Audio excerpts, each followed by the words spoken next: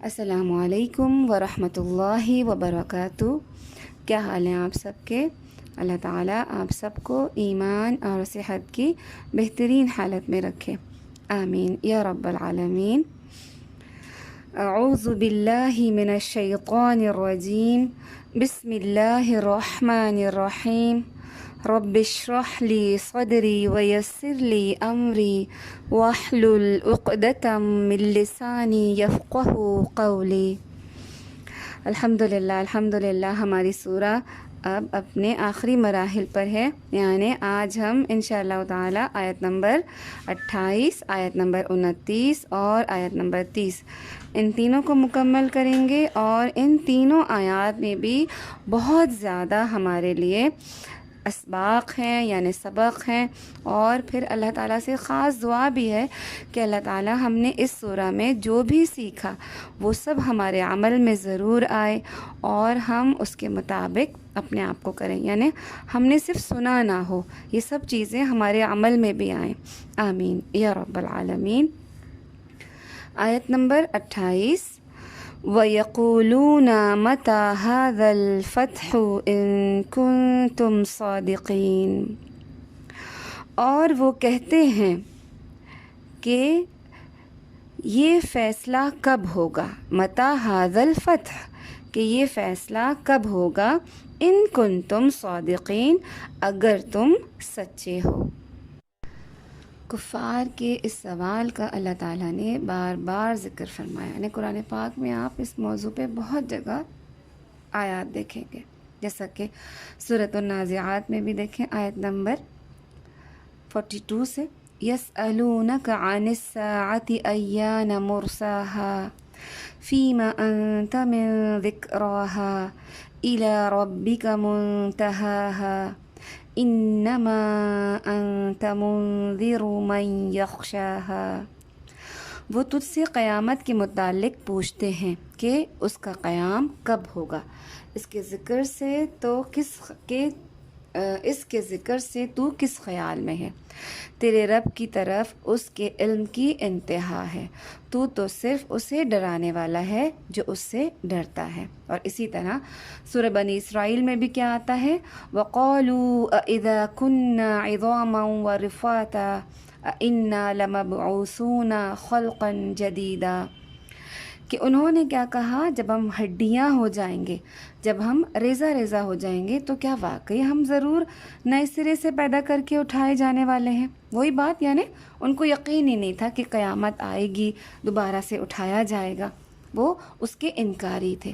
تو کیا کہتے ہیں کہ کب آئے گا وہ وقت، قیامت کب ہوگی، کب نازل ہوگی قیامت۔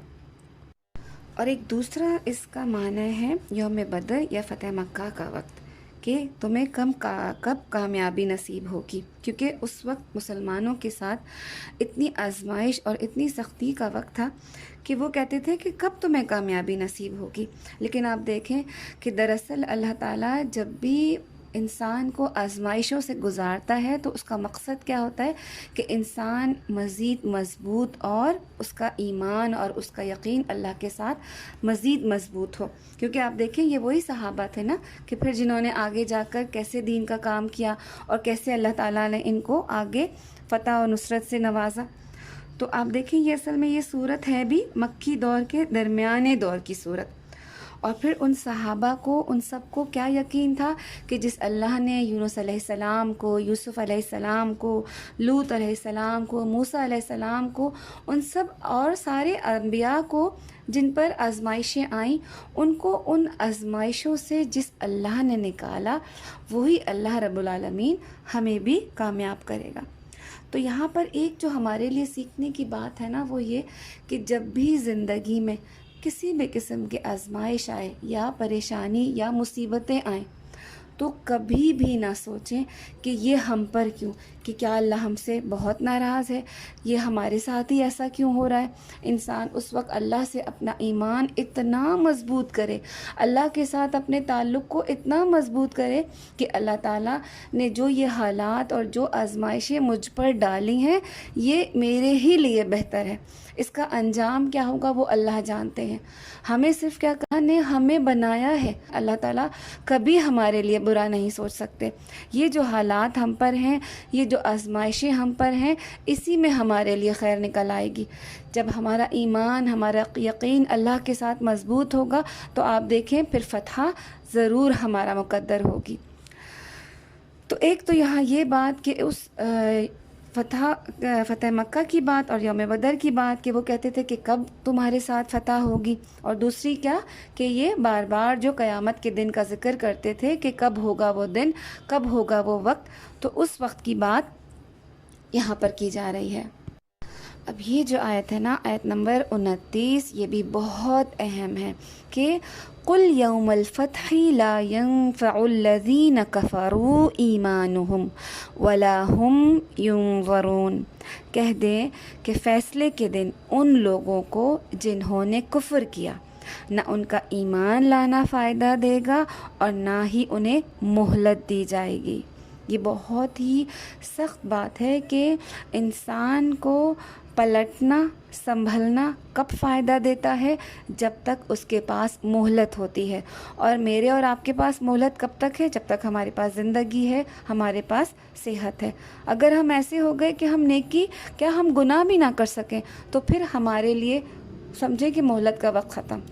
تو اللہ سے دعا ہے کہ اللہ تعالی ہم اپنے اس مہلت کے وقت کو بہترین طریقے سے اویل کریں۔ تو یہاں پہ بہت سخت بات ہے کہ جب انسان کا وقت ختم ہو جائے تو پھر اس کا نہ ایمان لانا فائدہ دے گا اور نہ ہی اس کو مہلت ہی مل سکے گی، کیونکہ جب فیصلے کا دن آ گیا، جب وہ آنکھوں سے دیکھ لیں گے سب کچھ، تو اس وقت ان کا ایمان لانا ان کو کوئی فائدہ نہیں دے گا۔ اور اس بارے میں بھی قرآن پاک میں بیشتر آیات ہیں، اور یہ جو اس آیت کے آخر میں ہے نا وَلَا هُمْ يُنظَرُونَ، اور نہ ہی انہیں پھر مہلت دی جائے گی، یہ بات بھی بہت ہی سخت ہے اور دل کو ہلاتی ہے کہ اگر مہلت ختم ہو گئی تو پھر ہم کیا کریں گے۔ یعنی آپ دیکھیں کہ دنیا میں ہم جتنی نیکیاں کر لیں ہمارے پاس وقت ہے، لیکن اگر ہم قبر میں چلے گئے تو ہم ایک دفعہ سبحان اللہ یا ایک دفعہ الحمدللہ بھی نہیں کہہ سکتے۔ یعنی جتنا اللہ کو یاد کرنا ہے، جتنے اللہ کو راضی کرنے والے کام کرنے ہیں، جتنا اللہ کے دشمنوں کو خوش کرنے سے بچنا ہے، وہ سب ہم اس دنیا میں کر سکتے ہیں جب تک ہمارے پاس مہلت ہے، عمل کا وقت ہے۔ جب یہ مہلت ختم ہو جائے گی، جب یہ عمل کا وقت ختم ہو جائے گا تو پھر ہم لاکھ کوشش کر لیں، لاکھ محنت کر لیں، ہمارا کوئی عمل کوئی فائدہ نہ دے گا۔ تو یہ بات بہت اہم ہے کہ اپنی اس مہلت کو اپنے کام میں لائیں، اس وقت کو ضائع نہ کریں۔ یہ نہ کہیں کہ ہمارے پاس تو بہت ٹائم ہے، ہم کل کر لیں گے، یا آپ نے اکثر لوگوں کو کہتے سنا ہوگا نا کہ بہت بور ہو رہے ہیں، کیا کریں، کچھ کرنے کوئی نہیں ہے۔ تو آپ سوچیں کہ یہ بور ہونے کا وقت نہیں ہے، یہ آپ اپنے اس وقت کو کام میں لے کر آئیں، اپنے اس آنے والی زندگی کو فروٹفل بنانے کے لیے اس وقت کو استعمال میں لائیں، کیونکہ جب یہ وقت ختم ہو گیا تو پھر ہم ایڑیاں ہی رگڑتے رہ جائیں گے، کچھ بھی نہیں ہو سکے گا۔ اب آیت نمبر 30 کو دیکھتے ہیں۔ یہ بھی آیت بہت زیادہ ہمارے لیے کہہ لیں کہ ایک طرح سے غور کرنے والی بات ہے۔ اس آیت میں بھی، یہ آیت بھی ہمیں بہترین سبق دیتی ہے۔ کیا؟ آیت نمبر 30 فَأَعْرِضْ عَنْهُمْ وَانْتَظِرْ إِنَّهُمْ مُنْتَظِرُونَ، چنانچہ آپ ان سے منہ پھیر لیں اور انتظار کریں، یقیناً وہ بھی منتظر ہیں۔ اب یہاں کیا کہا جا رہا ہے؟ آپ صلی اللہ علیہ وسلم کو کہ مشرکوں سے اعراض برتیں، کیونکہ وہ کیا کہہ رہے تھے؟ وہ مستقل آپ صلی اللہ علیہ وسلم کی تعلیمات کا انکار کرتے اور آپ صلی اللہ علیہ وسلم سے کیا کہتے کہ عذاب لے کر آؤ اگر تم کہتے ہو کہ یہ آ جائے گا۔ تو پھر کیا کہا جا رہا ہے آپ صلی اللہ علیہ وسلم کو کہ فَأَعْرِضْ عَنْهُمْ. اور آپ دیکھیں یہ بات بھی بہت جگہ آپ کو ملے گی کہ سورہ الانعام میں بھی کیا کہا جا رہا ہے، اتبع ما اوحی الیک من ربک لا الہ الا ہو واعرض عن المشرکین، کہ آپ صلی اللہ علیہ وسلم سے کنارہ کشی اختیار کریں. یعنی اس میں ہمارے لیے کیا سبق ہے کہ چاہے کتنی ہی مخالفت ہو، چاہے ہمارے کام کو کوئی کتنا ہی غلط بولے، لیکن اگر آپ کو پتہ ہے کہ آپ حق پر ہیں، آپ صحیح علم پر ہیں، آپ صحیح راستے پر ہیں، تو آپ کبھی بھی بدگمان نہ ہوں، آپ کبھی بھی کسی بھی قسم کے شک میں نہ مبتلا ہوں، بلکہ آپ کیا کریں، ایسے لوگوں سے اعراض برتیں اور اپنے کام پر جمے رہیں، کیونکہ آپ اپنے طور پر اپنے کام سے کیا رہیں، پر امید کہ انشاءاللہ اللہ تعالیٰ مجھے کامیاب کرے گا. تو یہاں پہ بھی کیا کہا گیا کہ وَأَعْرِضْ عَنِ الْمُشْرِكِينَ، کہ مشرکوں سے اعراض برتیں. اور پھر کیا کہا گیا، وَانْتَظِرْ، یعنی انتظار کرو کہ کب اللہ ان پر عذاب نازل کرے گا. یعنی ظاہر ہے کہ اللہ کا عذاب تو ان پر نازل ہوگا. اور پھر آخر میں کیا ہے، اِنَّهُمْ مُنْتَظِرُونَ، یقیناً وہ بھی منتظر تھے، نعوذ باللہ کہ وہ بھی منتظر تھے کہ آپ صلی اللہ علیہ وسلم کا کب برا وقت آئے گا. لیکن حقیقت کیا ہے کہ انجام کار تو پھر تقوی والوں کے لیے ہی ہے. وہی کامیاب ہوں گے جو اللہ سے ڈرنے والے ہیں، وہی کامیاب ہوں گے جو حق کے ساتھ ہیں، وہی کامیاب ہوں گے جو صحیح تعلیم کے ساتھ ہیں. اللہ تعالیٰ ایسے ہی لوگوں کو کامیاب کرتے ہیں، ایسے ہی لوگوں کو فتح ملتی ہے، ایسے ہی لوگ ہمیشہ اللہ کے سامنے سرخرو ہوتے ہیں اور دنیا میں بھی جو حق کے ساتھ ہوتے ہیں، جو کبھی لوگوں کے بہکانے سے، لوگوں کے گمراہ کرنے سے اپنے راستے کو نہیں چھوڑتے. تو ہمیشہ حق کے ساتھ جمے رہیں، اپنے کام پہ لگے رہیں، دین کا کام، تبلیغ کا کام کرتے رہیں، اپنی اصلاح کا کام کرتے رہیں اور اللہ کے ساتھ اپنے تعلق کو مضبوط کرتے رہیں کہ یہی کامیابی کا راستہ ہے، اس کے سوا کچھ بھی نہیں.